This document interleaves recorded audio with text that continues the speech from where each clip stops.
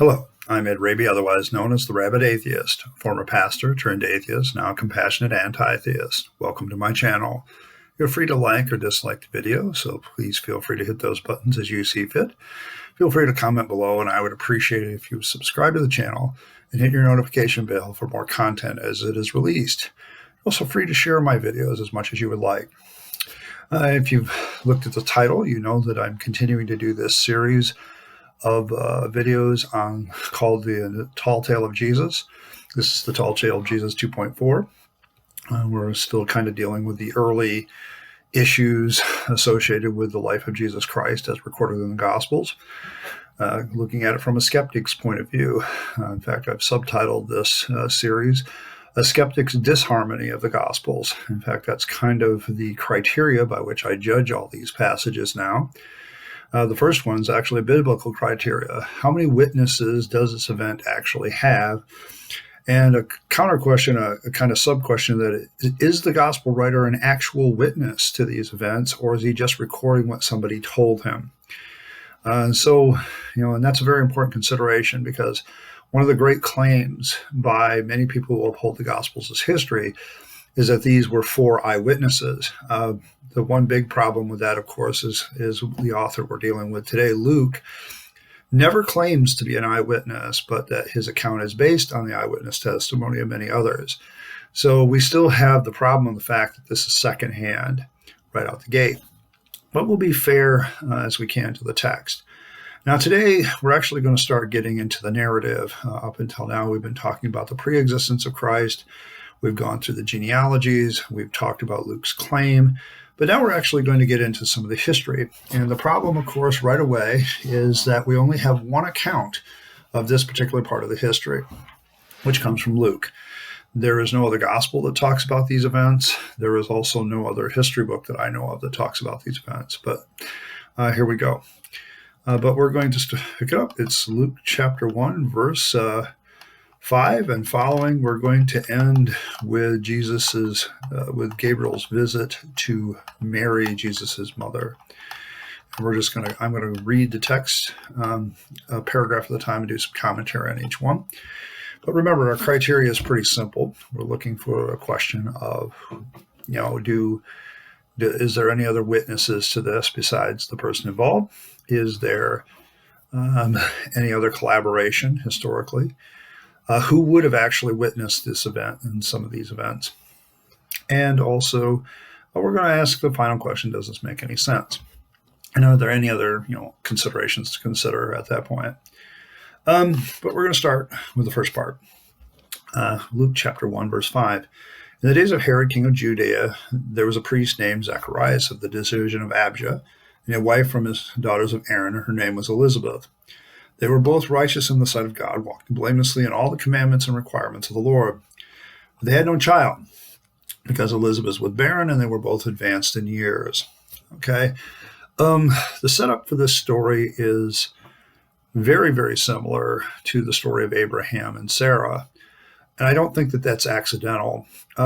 We don't really have any other historical record of, not even among the Jewish priesthood, of a Zacharias who was married to Elizabeth. Trust me, if such a record exists, it would be touted from the rooftops by apologists, but it doesn't exist. And so the only record that we even have that a priest named Zacharias had a wife, Elizabeth, and that they didn't have any children because his wife was barren, was, of course, this one right here. This is it.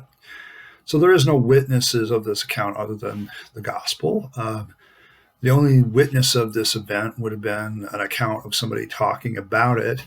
By the time, if both of these people were advanced in years, by the time Luke writes, they were most certainly dead. Okay, so we don't really have their own eyewitness testimony. This is somebody else telling their story. So it's also secondhand, if not more than secondhand. I don't know. For me, my perspective at this point, it almost makes more sense to say that the writer of Luke might be taking a little bit of liberties, because this would definitely draw anybody in who is very aware of the story of Abraham and Sarah, because the situation is very similar. In Abraham's case, he's a priest before God by faith. according to Paul later. And, we also have the issue of Elizabeth being barren. Now, given the fact that they didn't really have modern technology, I'm assuming that they assume that it's Elizabeth who's barren and not Zacharias who's impotent, because maybe perhaps Elizabeth doesn't have a period, or she just doesn't go through the menstruation cycle at all in any way, shape, or form. And so therefore, she's just barren. And so that's just kind of the way it is. It says, now it has happened as he was performing his priestly service before God in the appointing order of his division, according to the custom of his priestly office, he was chosen by lot to enter the temple of the Lord and burn incense. And the whole multitude of the people were in prayer outside at the hour of the incense offering. And an angel of the Lord appeared to him, standing to the right of the altar of incense. Zacharias was troubled when he saw the angel, and fear gripped him. But the angel said to him, do not be afraid, Zacharias, for your petition has been heard, and your wife Elizabeth will bear you a son, and will give him the name John. You will have great joy and gladness. Many will rejoice at his birth, for he will be great in the sight of the Lord, and he will drink no wine or liquor, and he will be filled with the Holy Spirit while yet in his mother's womb. And he will turn many of the sons of Israel back to the Lord their God. It is he who will go as the forerunner before him in the spirit and power of Elijah, to turn the hearts of the fathers back to the children, and the disobedient to the attitude of righteous, so as to make ready a people prepared for the Lord. Zacharias said to the angel, how can I know this for certain? For I am an old man, and my wife is advanced in years. The angel said to him, I am Gabriel, who stands in the presence of God, and I have been sent to speak to you and bring you this good news. And behold, you shall be silent, none will speak until the day when these things take place, because you did not believe my words, which will be fulfilled in their proper time. All right. The reason why we have a real problem with this passage is the only person that would have even witnessed this story was Zacharias himself. Based on the Old Testament temple design, the altar of incense is like right before the Holy of Holies, and so it is completely closed off to anybody but the priesthood, and only the high priests were allowed to go into the Holy of Holies. So he's doing his daily ministry. It's his turn. I mean, the sons of Aaron and the priesthood had this rotation order in order to justify receiving their allotment from the sacrifices and things like that, and the tithe and everything else. And so when it was a priest's turn, he would show up, he would do his duty, and then he would go home, and the next person in line would take over. Only people that are more well-versed than I would know how often that would take place every year. But the point is that Zacharias, gives up his petition. He considers it probably a great honor because he doesn't get to do this every day. He goes in, he offers up his incense before the guard. He asks for, probably that he would have a child from God. And Gabriel comes, basically the angel Gabriel comes and announces that this will be the case. Now, here's a couple problems with this passage. Number one, only Zacharias sees the angel Gabriel, and only he could have told this tale. There's nobody else that sees the angel. The only real evidence he gives for having seen something is he doesn't speak until his wife gives birth, which is a whole 9 months of being silent. I'm not saying that this is impossible. What I am saying is that there doesn't seem to be, there seems to be many cases in the Old Testament where God punishes those for unbelief. But this is a weird one because I don't consider Zacharias' question really all that weird. Okay, how is this going to work? Is not a question of doubt. It's just a question of how it's going to work. You really get this attitude from Gabriel at this point, well, you doubted me, so therefore you're going to be punished. You're not going to be able to talk about it. Well, what the hell does that prove? What in the world does that prove to anybody? Zacharias, when he finally gets to talk, gets to say the words, his name will be John. We'll talk about that probably in the next video, but none of this makes any sense to me because, he's just basically asking a question of how this is going to work, which is a natural, normal question. It's not even a question of doubt, really. It's a question of, hey, this is awesome, but how's this going to work? We don't really know a lot. And so, it's interesting that, that God gets all miffed about this, and particularly Gabriel gets miffed of the fact that Zacharias doesn't believe him, to the point of being saying, you can't speak until, the baby's born. Now, I'm sorry, I don't get the point here.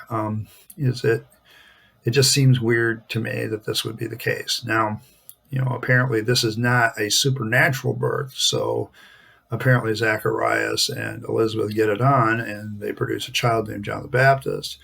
But the point of the matter is, at this point, what Gabriel is talking about with this is he's definitely pointing to the fulfilled prophecy of this forerunner of the Messiah that is going to go forward in the spirit and power of Elijah. Now, why do we need this at this point? 2 other Gospels have been written, Mark and Matthew, by this time. Why is this story needed? Because in both of those stories, there is no origin for John the Baptist. John the Baptist kind of just appears. And my guess is a lot of people were saying, hey, the John the Baptist stories that we tell, the oral tradition that we keep spreading around needs to be preserved. And this is another part that needs to be preserved. And whoever did write Luke was probably trying to preserve some of those tales. If I allow for the conservative scholars that this indeed was Luke, Luke is a friend at most of Paul and maybe a few of the apostles, but he is not an eyewitness. His whole claim is that he is writing down the historical events as he has discovered them. So he's kind of trying in his own way to add some elements to the story. And one of the story elements is this Elijah story and this Zacharias in the temple story. But ultimately, in the end, it doesn't really make a lot of sense to me. Why would Gabriel punish Zacharias for asking the most obvious question that could be asked? I mean, does God not anticipate that people who are going to be used by him are going to ask questions? I mean, if you look at the Old Testament, several times, many of the characters of the Old Testament ask God questions when God says something is about to happen. Why in this particular case does there have to be a punishment at all? And so that's kind of the way it is. Continue on. The people were waiting for Zacharias and were wondering at his delay in the temple. But when he came out, he was unable to speak to them, and they realized that he had seen a vision in the temple. And he kept making signs to them and remained mute. When the days of his priestly service were ended, he went back home. After these days, his wife became pregnant, and she kept herself in seclusion for 5 months, saying, "This is the way the Lord has dealt with me in the days when he looked upon me with favor upon me, to take away my disgrace from among men." Okay, so Zacharias leaves the temple, and he's unable to speak to them, and so somehow they realize he's seen a vision, and he can't talk about it. Now, Zacharias was a priest, so he certainly knew how to write, so he definitely could have wrote to them what happened. He get making signs to them, but he remained mute. And when his priestly service days were, he goes back home. Now, it's at this point that his wife becomes pregnant. He goes home, does the typical male thing, hasn't seen his wife in a while, and so they decide to go make love and do what they do. And this is not a strange thing for those of you that are younger watching this video. I hate to break the news to you, but over the years of ministry and over my years of life, I've become painfully aware that people make love well into their advanced years, and you shouldn't deny them that. It's one of the few pleasures that people have pretty much most of their life. And so, I don't have a problem with that part of this passage. Impotence actually strikes the minority of people, not the majority. And that's something that people need to recognize, that there's still a pretty good chance that, people can still make love well into their advanced years. So I don't really consider this part a problem. What I do consider a problem is that she gets pregnant. Apparently she's barren and she gets pregnant. So the miracle is that all of a sudden her uterus works. This is actually pretty common and pretty standard story. Once again, this is very, very much like Abraham and Sarah. It's very, very similar. And I have to wonder if Luke, when he writes, isn't drawing some inspiration from that. I'm sure that there were many stories going around about John the Baptist, and this is one of them. It's the only origin story that we have, though, of John the Baptist, where he came from. And Luke is the first one that kind of tells us that Mary and Elizabeth were cousins in a way, and so they were related. And so this whole relation thing starts to point out. Now, when I was a pastor, I would point out this is material that Luke, if we take authorship being Luke, the beloved physician, may have gotten from Mary herself. It would make sense. And there's definitely a tone there of Mary, Mary, Mary at this point. But this also kind of points to a later writing of Luke, because the whole emphasis on Mary doesn't really exist until you get into the 2nd century. And that's when you start to see Mary more in the historical writings as a venerated figure. Up until that point, you really don't see it in the 1st century. In fact, we don't really have any records of 1st century Christianity at all. So it's hard to say, but it's only in the 2nd century that we get this. And Luke kind of writes from that perspective. But he's also the only one that's talking about these things. In fact, when we really look at the story, Luke is really engaged in only one account. This is the only account of these events that I'm reading today. I got one more before we kind of wrap it up. It's Jesus' birth. Now, the 6th month, and this is the 6th month of Elizabeth's pregnancy, the angel Gabriel was sent to God to the city of Galilee named Nazareth, to a virgin engaged to a man whose name was Joseph, of the descendants of David. And the virgin's name was Mary. On coming in, he said to her, "Greetings, favored one, the Lord is with you." But she was very perplexed by this statement and kept pondering what kind of salutation this was. The angel said to her, "Do not be afraid, Mary, for you have found favor with God. And behold, you will conceive in your womb and bear a son, and you shall name him Jesus. He will be great and be called the Son of the Most High God. And the Lord God will give him the throne of his father David, and his reign over the house of Jacob forever, and his kingdom will have no end." Mary said to the angel, "How can this thing be, since I am a virgin?" I want to notice something at this point. She's not punished for asking questions, but Zacharias was. A little inconsistency. The angel answered and said to her, "The Holy Spirit will come upon you, and the power of the Most High will overshadow you, and for that reason the Holy Child will be called the Son of God. And behold, your relative Elizabeth has also conceived a son in her old age, and she who is called barren is now in her 6th month. For nothing will be impossible with God." Mary said to her, "Behold, the bondslave of the Lord, may it be done to me according to your word." And the angel departed from her. Gabriel's visits.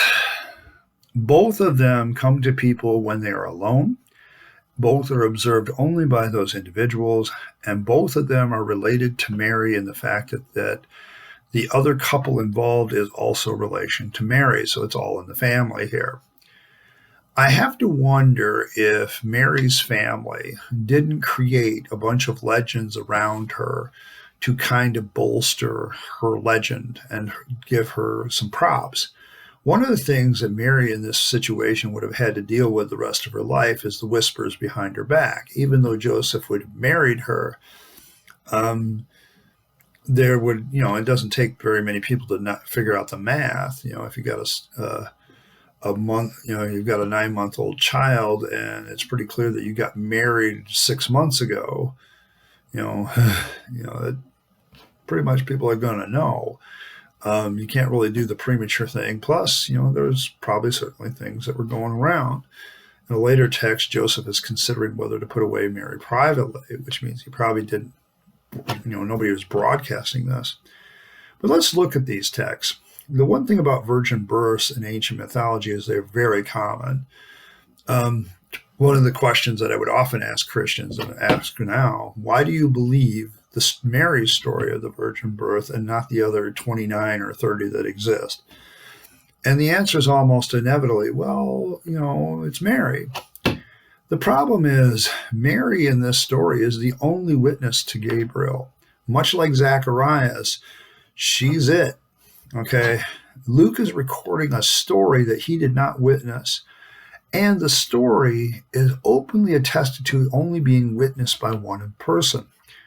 Now, with Zacharias, we might want to say, he's an old man making things up about his kid who was born later in life. We could say that.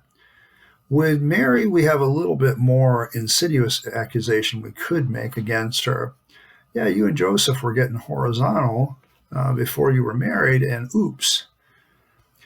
It wasn't unheard of for this to happen, especially when couples got engaged, because at that point it was pretty much close to being married, except for the actual, wedding feast and consummation of the marriage. And so it wasn't unheard of for couples to find themselves alone. And, we're living in an agricultural society back then. So, yeah, you're going to have times when a couple is going to find themselves alone in the middle of nowhere. So it's not unheard of for couples to take advantage of this, even in that day and age. The idea was they wouldn't get caught. And so it brings up the question, which is more likely? That God impregnated a young woman through the Holy Spirit, which we can't verify any of that, or a young lady got pregnant out of wedlock and made up a story to cover her ass. The second one definitely has some good motivation to it. The point is, we have absolutely no witnesses to either of Gabriel's visits other than the people that actually see Gabriel, and that's only Zacharias and Mary. So both of these passages, both of these accounts of Gabriel's visits fail our test of 2 or 3 witnesses right out the gate. And there's no other Gospels that talk about these except for Luke. So we only have one witness from Luke's Gospel. And in his case, he's not even an eyewitness of any of these events. He's just recording what eyewitnesses tell him, or at least that's his claim. If this is the case, then okay, let's concede to the conservatives that this is Mary and Zacharias. But Zacharias would have had to tell his story to Mary, or Mary knew of the story in full after John the Baptist was born, and thus she relayed it to Luke. So now at this point, the story of Zacharias is secondhand at best. Third hand, actually. It's been told to Mary, and then Mary tells Luke. So that's, a secondhand story and a secondhand account. Mary's account may have been firsthand to Luke, but she has no witnesses to back up her tale. As far as we know, she's just making it up. It would have made a lot of sense for Joseph and Mary if they had truly been in love and they had actually had an oops moment and Mary got pregnant, for them to try to figure out a way to still get married and still go forward with their lives, because the alternative was not so great. And so the idea of a virgin birth story, especially connected to, say, a real person, a rabbi named Jesus of Nazareth, who was a controversial figure and maybe got crucified, makes a lot of sense. Of course, Mary and her family would make up stories to kind of exalt this hero of theirs, that he was more than just a rabbi that got killed, but he was actually the Son of God, born of a virgin. You need to understand at this point, I'm being harsh because there's a lot of different ways this story could be interpreted. But the one thing is for sure, we don't have a lot of accounts of this. This is pretty much strictly a one-shot. We are already well into the story and well into our understanding of the Gospels, and we still don't have 2 Gospels talking about the same thing. We only have one, and he's getting it all secondhand. So what's going to happen next? I think most of us know the story, because at this point, John the Baptist is going to be born. And, Mary's going to visit Elizabeth. John the Baptist is going to be born. And then, the narrative moves on from there. But what we need to understand at this point is that both these announcements of both these children, these boys' birth, are shrouded in, shall we say, a lack of collaborative evidence. They're all one-shot accounts, and you either take them purely on faith, or you look at them and go, yeah, they could have been making up the story. It really could have. Well, we're going to leave it off there for now, and next week we'll pick it up from there. I want to say once again, welcome to my channel. Comments have a way of influencing and determining the content of Friday's videos, and I will respond to them when I can. You can also ask direct questions anytime you're looking to understand something, and you can always suggest things you'd like to see me do. Videos are uploaded Tuesday and Friday, roughly about 6 o'clock, and sometimes it won't be Tuesday and Friday. It really depends on my life. One thing I don't tolerate is name calling in the comments section, so be advised. You want to demonstrate somebody's idea is idiotic, that's one thing, but just don't call them an idiot.